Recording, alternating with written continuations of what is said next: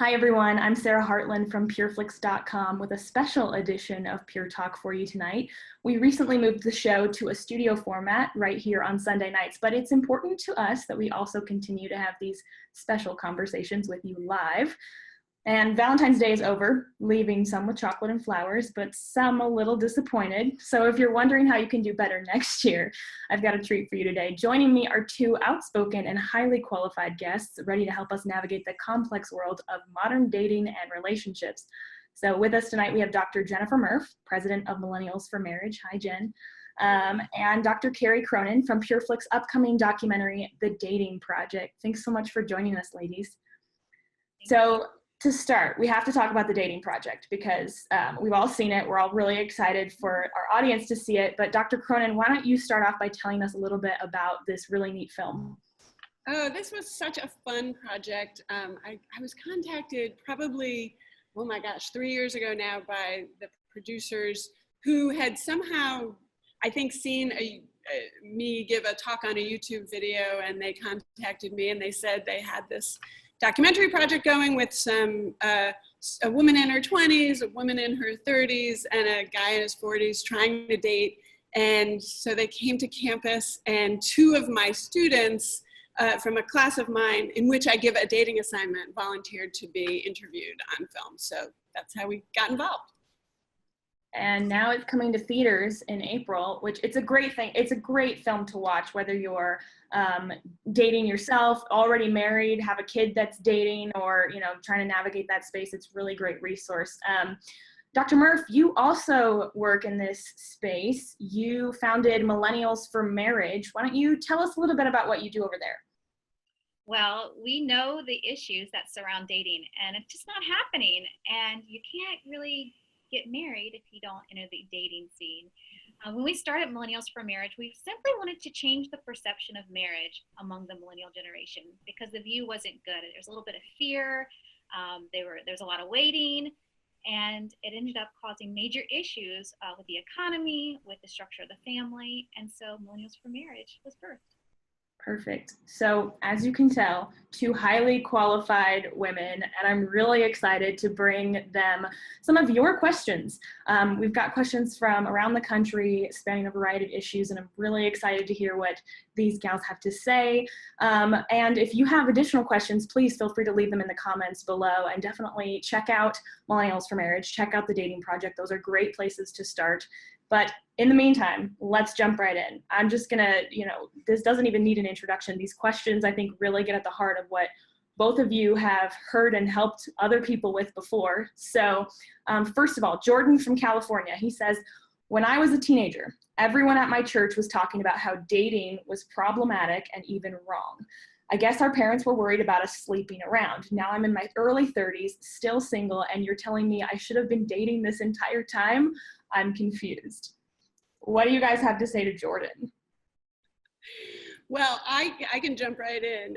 Dr. Murph, if you don't mind, I'll jump right in. I find that a lot of, I work at a university, a big university, and I find that same problem. I find that students come here and they're interested in dating, but they have no idea how to do that. They've gotten a lot of mixed messages over the years. It sounds to them like, especially in the cultural milieu now, that dating is kind of a scary thing. There's no helpful sort of set scripts to help them along with it. It seems like a whole lot of drama, a whole lot of awkwardness, and they just don't know how to do it. But they're also very open to it, and I have found over the years that they're really interested in getting some coaching on it, and they just want to think of it in terms of being fun and not total drama and not so serious. They've been told all along that dating somebody is like it's like a ball and chain situation. So they need to learn how to date casually and sort of step into it step by step. Dr. Murph? In the Christian community, you look at if you don't date without the intent of being married. And so that puts a lot of fear in the hearts of millennials saying, I want to date, like I want to go have, a cup of coffee or a Coke float date, but they are fearing that if I do this and I don't like them, somehow I'm emotionally attached to this person and I won't be able to get free. And I think that we've kind of fed them a lie. In the church setting, you look at, remember that book, Kiss Dating Goodbye? No, blow it back, like get the kiss back. It's the church has fed this idea that if you're looking for someone, that somehow this is not a meat market. You don't need to find Mr. Right. But that's actually where I met my husband. I met him at church. There was this old lady, let's call her the Fiddler on the Roof lady. She knew my husband and she knew me, and she set up a dinner date. And that was the beginning of a beautiful courtship. Mm-hmm. And so here we are 12 years later, 4 kids in, and I wouldn't have done it any different. But we have to change that perspective that dating isn't bad. It's fun. It's exciting. Go bowling, go mini golfing, watch a movie. But we can't make it as if it's a dirty word. Right. Dr. Murph, I'm so glad that you mentioned I Kiss Dating Goodbye, because I grew up with that mentality in our church. In fact, my parents refused to call any interest or relationship I ever had dating. It was always courtship, because to them, dating meant sleeping around. And I think that's what this question is really getting at. And I think what is so great about your ministry, what's so great about the Dating Project, is it really pulls back the curtain on what it looks like to date well. And that doesn't mean just casually hooking up with people. It doesn't mean, just jumping from one relationship to the next and having your heart broken over and over. It is possible to do it well in a way that's going to build a good relationship and honor God. And I think that we can't swing to either extreme. And that's what I love so much about Jordan bringing up this question, is I think that there is some of that fear, but we can't, 1 John 4:18 is one of my favorite Bible verses. Perfect love casts out fear. And there is a way to do it right. And I love getting at that. This next one is from a parent. It's from Leslie in Texas. She says, my daughter told me she signed up for a dating website. Isn't that dangerous? She says it is easier to meet men online, but why can't she just meet someone at church? Dr. Cronin? My mother could have written this question, I'll tell you that. Absolutely. A lot of people ask me, whenever I give talks on dating on college campuses, students ask me all the time about dating apps. And I say to them, look, the thing about dating apps is that some of them are a little dicey, right? Some of them are clearly just apps where people want to hook up, or, but that dating apps themselves are actually the way that young adults are doing 2 things, I think. One, they're showing themselves and us that they really do want to date, that this is a real desire, that they have a longing to try this and to try to date well, and that they're scared of the awkwardness. They're scared of the awkwardness of dating. And because in our culture, the kind of dating that Dr. Murph and I are talking about isn't common anymore. And it's not commonly talked about. It's not commonly practiced. It's a sort of a social script that's been lost. And so dating apps are the way to work around that, right? It's the ultimate workaround. But what happens, I say to students, so you're swiping out of boredom, you're swiping on a Friday night with your friends laughing. But what it's really doing is telling you something about where you want to head, right? What's a real desire that you have. And the desire is not to hook up with somebody. The desire is to, that may be for some people, but the real desire that we're talking about, that I hear about from most students, is a desire for someone to see them, to see who they really are, a desire to meet somebody and have fun and not have a lot of pressure, but just to get out there. Yeah. Well, I was talking to Dr. Murph before we started the show, because she had once given me advice personally to, if you're looking to date, use the resources at your disposal, including online dating. And actually, my current boyfriend and I met online, but we first met 2 years ago, and we were friends first for a long time. And I think, when I talk to my parents about online dating, because especially my mother, very skeptical, very afraid, for my safety and for my heart, like a mom should be, my explanation to her was, hey, this gives me an opportunity to vet people. It gives me an opportunity to see what's out there. Like I took a very casual approach to it, and it was trial and error. And the funny thing was, unexpectedly, I did meet somebody, but when I first met him, we were just friends for a long time. And so I think it's funny, every story is different, but again, that resource, and I know, Dr. Murph, I'm sure you have more to say about this. It kind of depends on how you use it, not what it is itself. Would you agree with that? I would. Online dating is a very tender subject, especially to generations that are not millennials. However, it is a great resource. My best friend and her husband have been married almost 15 years, and they met online. And that's when online dating was really, really taboo. And so I believe you can find someone very special. You have a generation who is spending a lot of time working or in school. They're very focused, and they are thinking they're going to get their career started, get their school done, and then step into the world. Well, it's a lot easier to date when you have a pool of people than when you're locked in an office with 5 people and 3 of them are over the age of 60 to find someone special. And so online dating does give you a better opportunity to find someone special. So yes, do it. Find someone. And I definitely think you can apply some of the very things that you talk about, Dr. Cronin, in the dating project to whatever dates you go on, whether you meet somebody online or in person, still going on that casual date, following the rules. I won't give them away, but those very important rules in the dating project, I think putting those together can be really important. Okay, one more question, because I think it's a really great one. We've got to get to it. It's from Annalise in Utah. She says, my parents don't like the guy I'm dating because he's not a Christian, but I've never been happier. I don't see why religion matters if we love each other. Shouldn't I try to win him over to Christ anyway? You go ahead. Well, I think, being part of an intimate relationship goes a lot deeper than just something sexually. God has created with us a mind, a body, and a spirit. And it is it's very difficult when we live in a culture that's kind of the hit it and quit it, Tinder-led culture that focuses very specifically on our physical aspect of intimacy and ignoring the spiritual and emotional side. And the thing is, we can't do that. My husband, when we first met, we were friends. I asked him, what do you want in a girl? And he says, well, I want a blonde hair, blue eye, big busted German. And I said, oh, okay, cool. Because he lived abroad, and that's just what he was attracted to, he thought.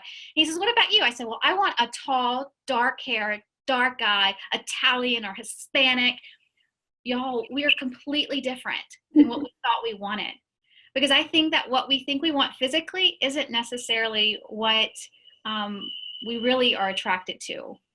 And one thing that attracted me to my husband was his spiritual side, his character that was formed through Christ, and the way he loved family, his values. You see, you can't separate someone's spiritual walk between something emotional, because eventually it's going to merge. So you really need to talk through those issues. And if you're not really equal in those areas or have the same understanding and values, you may want to depart from that relationship. So to spin off of this question, because I think Annalise is getting to something that a lot of Christian young adults deal with when they're dating, is how do I involve my parents? Should I? What does that look like? Dr. Cronin, you work with college students, so that's a time in life when you're really trying to work out how you relate to your parents as an adult. Do either of you have any thoughts on how parents should play a part in dating relationships? I think because I work with college students and I've started doing, talking a lot to high school students too. I think we all come across people who are trying to date and whose families get way too involved too early, or they keep their family so far out of the relationship, so siloed out of the relationship that either of those extremes is bad. This is one of the reasons that when I talk to students about dating, I talk to them about being aware of where you are in dating with somebody, if you're at a sort of, I call it level 1 or level 2 or level 3 in terms of dating, because you shouldn't be introducing a person to your family if you're at levels 1 and 2. You know, that's relationship work, and you don't want to sort of muddy those waters. But as Dr. Murph mentioned, you want to be in level 1 and level 2 dating in those early stages, really trying to figure out what the other person values and what the other person loves, and what you love and what you want to show that person about your life. And talking about family stuff and friends, that's all part of that. But getting your family involved that's part of relationship work. And so you kind of have to know it's important to know where you are. There's nothing worse than a first date where somebody's taking you for a romantic dinner with tablecloth and candles and then introducing you to his mom. I mean, that's crazy. So you got to know where you are in dating. And so you got to date a little smarter and know where that stuff belongs. Great advice. Well, ladies, thank you so much, Dr. Murph and Dr. Cronin, for your fabulous advice. And for all of you out there, there's been some really great tidbits in this show, but there's a lot more advice where that came from. Great resources for you at millennialsformarriage.org. That's Dr. Murph's ministry. And of course, be sure to check out The Dating Project. It's coming to theaters in April. If you follow us at facebook.com/pureflix, we'll be sure to keep you up to date on everything that's happening with that. Dr. Murph, Dr. Cronin, thank you so much. So much for joining us. As a young adult myself who's dating, I know how valuable the advice is that you're giving. And I'm sure that our audience is going to love it as well. So everybody out there, have a great night. Thank you so much for joining us, and we'll see you next time on Pure Talk. Hey, what's up? How you doing good? Nice to meet you. You are really attractive, and I'm nervous. I love you.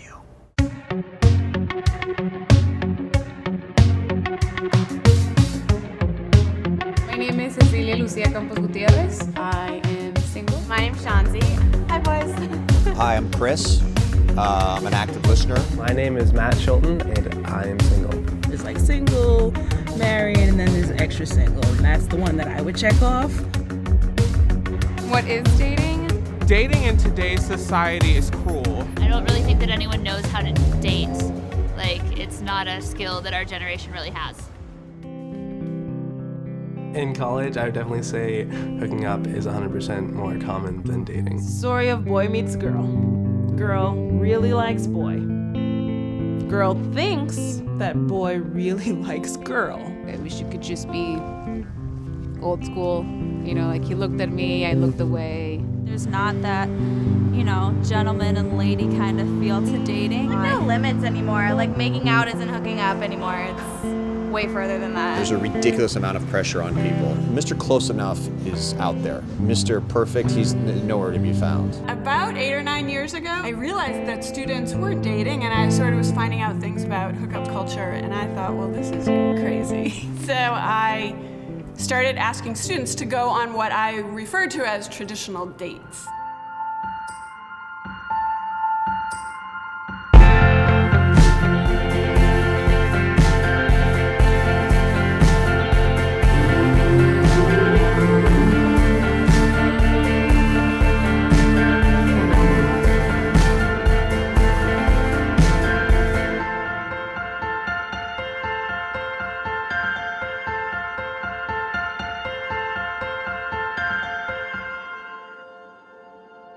I don't know if this is why I'm single, but the only thing I ask of a woman is that they replace you. Is that bad? Is that bad? Do you think women turn away from that? Oh, heaven's sakes. You really know that's...